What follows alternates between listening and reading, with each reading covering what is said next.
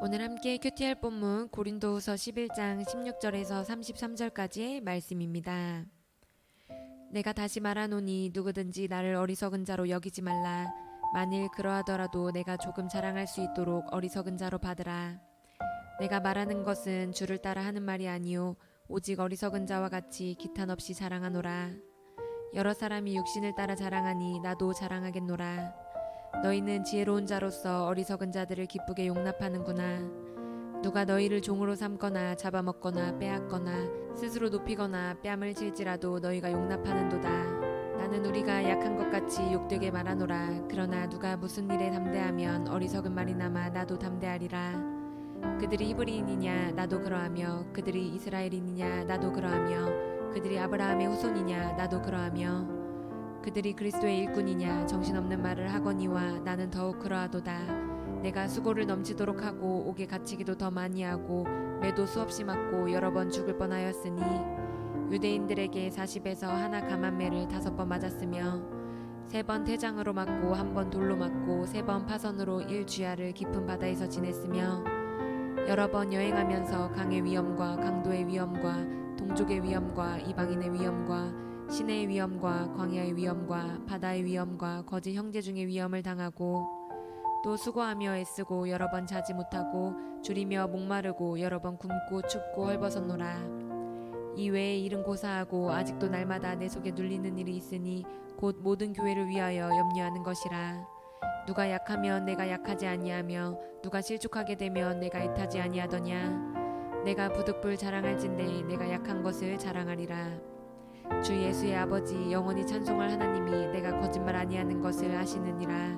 다메섹에서 아레다 왕의 고관이 나를 잡으려고 다메섹 성을 지켰으나 나는 광주리를 타고 들창문으로 성벽을 내려가 그 손에서 벗어났노라.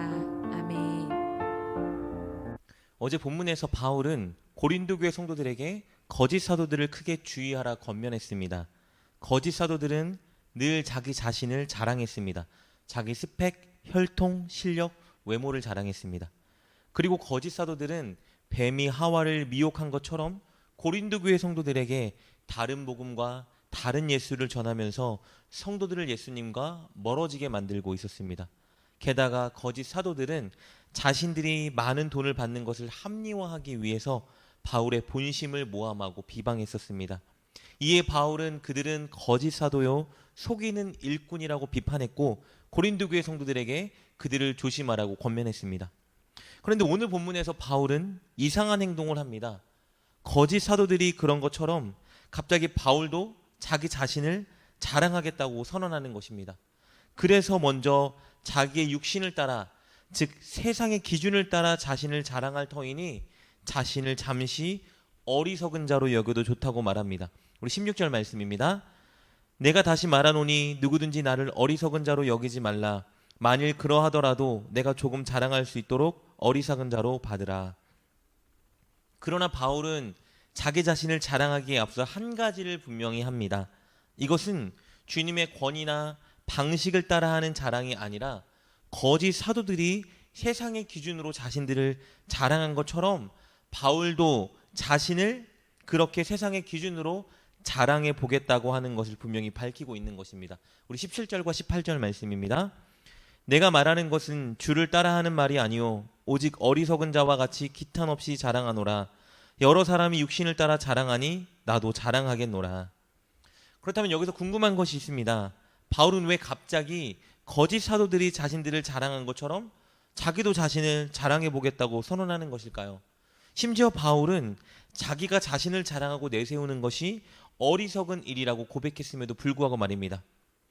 이유는 고린도 교회에 들어온 거짓 사도들이 자기 자신들을 자랑하고 내세울 때 고린도 교회 성도들이 그 의견에 동조하고 그들을 용납하며 따랐기 때문입니다. 거짓 사도들이 자기 스펙, 자기 능력, 자기 외모를 바울과 비교하면서 바울을 깎아내렸을 때 성도들은 그들의 의견에 동조했습니다. 거짓 사도들이 바울보다 더 뛰어난 사도라고 생각하기에 이른 것이죠. 그래서 결국 거짓 교사들의, 거짓 사도들의 권위에 휘둘리고 말았습니다. 거짓 사도들이 많은 사례비를 챙기며 교회를 좌지우지하려 할 때 성도들이 그들에게 휘둘렸던 것입니다. 우리 19절과 20절 말씀 보겠습니다. 너희는 지혜로운 자로서 어리석은 자들을 기쁘게 용납하는구나. 누가 너희를 종으로 삼거나 잡아먹거나 빼앗거나 스스로 높이거나 뺨을 칠지라도 너희가 용납하는도다. 그래서 바울은 어리석은 짓인 걸 알면서도 그들처럼 자기 자신도 자랑해 보겠다고 말합니다. 그렇게 함으로써 세상의 기준으로 보아도 바울 자신이 그들 거짓 교사보다 거짓 사도들보다 결코 열등하거나 떨어지는 사도가 아니라는 것을 밝혀 보여주겠다고 주장하고 있는 것입니다. 이것이 바울이 자기 자신을 자랑하고 내세우는 첫 번째 이유인 것입니다.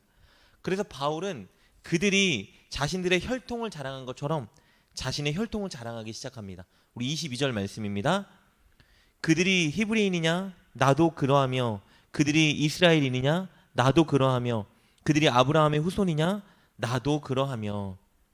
이 거짓 사도들은요, 고린도 교회에 들어와서 추천장을 들이밀고 자신들의 유대적인 혈통을 자랑했었습니다. 자신들이 정통성 있는 사도라는 것이죠. 바울이 말하는 거예요. 나도 히브리인이고 이스라엘 사람이고 아브라함의 후손인 정통성 있는 사람이다 라고 말하고 있는 것입니다. 그리고 거짓 사도들은요, 스스로를 그리스도의 일꾼이라고 주장했었습니다. 근데 바울은 말합니다. 그리스도의 일꾼이라는 측면에서 보자면 바울은 그들과 비교되지 않는 훨씬 더 뛰어난 그리스도의 일꾼이라고 주장합니다. 그리고 그 근거를 대는데요, 그 근거는 바로 약함입니다. 이것이 바울이 자기 자신을 자랑한 두 번째 이유입니다. 아니, 이것이 자신을 자랑한 진짜 온전한 이유인 것입니다. 이 자랑을 통해서 바울은 자신과 거짓 사도들의 진짜 차이점을 드러내고자 하는 것입니다. 거짓 사도들은 자신의 강함, 뛰어남, 화려함을 자랑하며 승리주의적인 신학에 빠져 있었습니다. 늘 잘되고 세상 기준으로 볼 때 누리고 잘 나가는 것이 자기들이라고 주장한 것이죠. 반면에 바울은요, 자신이 당한 고난, 어려움, 그리고 자신의 약함을 자랑합니다. 즉 고난의 신학을 내세우기 시작합니다. 30절 말씀입니다. 내가 부득불 자랑할진대 내가 약한 것을 자랑하리라. 바울이 이렇게 자신이 당한 고난과 자신의 약함을 자랑하는 이유는요, 이것이 진짜 그리스도인의 일꾼의 표시이기 때문입니다. 이것이 하나님이 인정하는 참 사도의 표지이기 때문입니다. 그래서 바울은 23절부터 33절을 통해서 자신이 진짜 복음과 진짜 예수님을 전하기 위해서 당했던 고난과 수고에 대해 간증하기 시작합니다. 사람들의 눈에 자신이 얼마나 연약한 사람처럼 보였을지에 대해 간증하기 시작합니다. 먼저 23절과 25절 말씀입니다. 바울은 복음을 전하다가 옥에 갇혔습니다. 39대를 맞는 채찍질의 형벌을 5차례나 당했습니다. 이것은 몸에 엄청난 후유증을 남게 만드는 잔인하고 고통스러운 형벌이었습니다. 이것을 5차례나 당했다고 말합니다. 게다가 로마인들에게 3차례나 태장을 맞았고 심지어 돌에 맞아 죽을 뻔하기도 했습니다. 배를 타고 가다가 배가 3번이나 파손했고 깊은 바다에서 뜬 눈으로 여러 날을 지새워야 하기도 했습니다. 그리고 26절 말씀입니다. 바울은 복음을 전할 때마다 강도, 유대인, 이방인들 그리고 대적자들의 위협과 공격을 받았습니다. 늘 그 공격은 따라왔습니다.